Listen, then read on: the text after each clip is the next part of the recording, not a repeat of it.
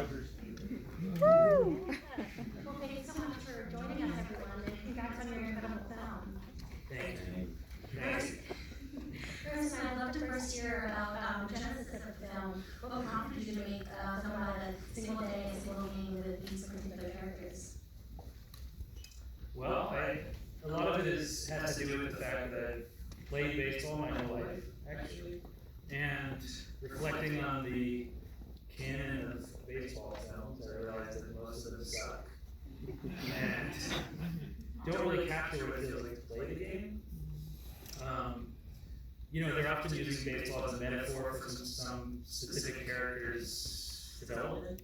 You know, it's like a metaphor for that. So I wanted to make a film about the actual experiential qualities of the game, and specifically the way that you experience time when you play this game, which is sort of, it's a game without a clock, which is rare among the major sports. And so I've been playing leagues forever, and it used to be more competitive and serious when I was younger, and then as an adult it became a way to just kind of share a passion with your fellow teammates, and you know, find a way to just enjoy the passing time. You know, usually on a Sunday, you know, before the work week kicks back up, so it's like real refuge. And I felt like no film had really captured that aspect of the game. So that's kind of what led me to it at first. Also, I just want to briefly ask anyone, so there's more cast members here than I expected, and crew members, so can you all stand up and just give a round of applause?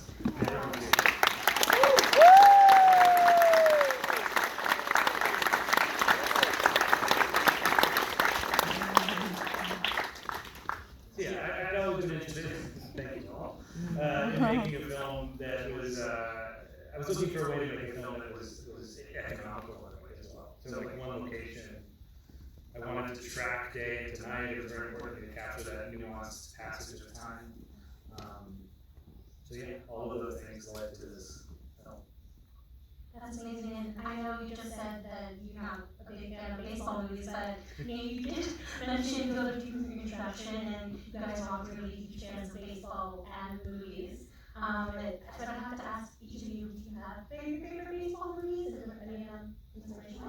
Well, my mom's here, so I won't say anything too mean about Field of Dreams, because I know it's her favorite movie and I don't want to make her feel bad. No, I mean, I love Bull Durham. I think the dialogue is something between bad and good, where it's neither of those things, but so much more. It's the weirdest thing most of the lines in the movie are the weirdest things anyone ever said in their entire lives, and I love it for that. As for actual baseball movies, yeah, I mean, the only like real baseball work that we were thinking about when we were making it as sort of like something to aspire to was Eastbound and Down. Because we were like, we want to make something that's that funny, but you know, we have other considerations. You got to make it good, you know, these things like that. You know what I mean? But yeah. Yeah, I second I will add Angel in York Hill was always not an inspiration on this film, but just as a kid, as we grew up. For you? Yeah, probably Bull Durham baseball. I also like sports. I like the fortune cookie with Jack Lemmon, which is on football. A little accident that happens there. I like the quirkiness of the film, and something that you don't expect. I should know I don't hate every baseball. Look at that. And for the writers on the stage, I'd love to hear how you all got connected originally and hear more about your collaboration process. Yeah, so Carson and I used to go to the same movie theater in Cambridge, Massachusetts for years and years and years and years and years, and then would never say hello to each other, despite the fact that we were the only people there under the age of 50. We would go see movies from 1919, and then be like, oh, there's the one guy that's my age. I can't talk to that guy. Someone you know on the internet? That's insane. But no, eventually we just got connected out here, and then Carson and Mike have been making films with Omnes. They're like their collective for like a decade, And they kind of welcomed me in because I was like, you know, somebody that could help them work on a baseball movie and make it, you know, kind of funny. But yeah, it was just like sort of like a long, protracted non-meeting through a third space that finally ended up happening after we moved to LA. So it just goes to show you how hard it is for men to make friends with each other. But you guys did talk more. Yeah, I mean, I've known Carson since 4th grade, I think, and we started making movies since like 7th grade. Hopefully we weren't good. But then he came up with this idea for a baseball film, and me personally had traumatic experiences playing baseball with getting rocked in the face with a ball.